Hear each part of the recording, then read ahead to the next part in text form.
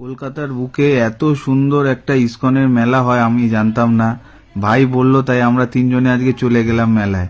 ঢুকেই দেখি এরকম মহাপ্রভুর প্রসাদ, জগন্নাথ দেবের অসাধারণ 100 টাকায় খিচুড়ি থেকে শুরু করে সবকিছু পাওয়া যাচ্ছিল। মন্দিরটা দেখে নাও বন্ধুরা তোমরা, কি দারুণ এলইডি টাইপের করেছে, ভিতরটা আরো সুন্দর। এই ভাই জয় জগন্নাথ বলে প্রবেশ করছি আমরা মন্দিরের দ্বারে। ঝাড়টা শুধু দেখো তোমরা, দারুণ ঝাড়।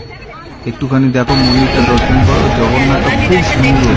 কলকাতার বুকে ময়দানে ধর্মতলা এরকম পার্ক এত সুন্দর আমি প্রথমবার গেলাম। ভাইয়ের আগে যদিও বা দু চারবার গেছে।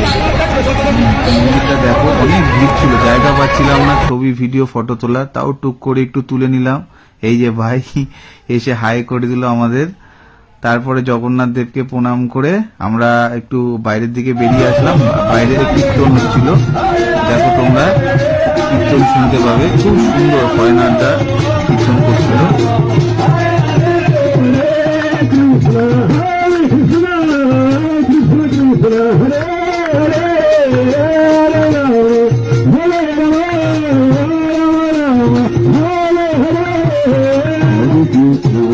Hare Krishna, Hare Krishna.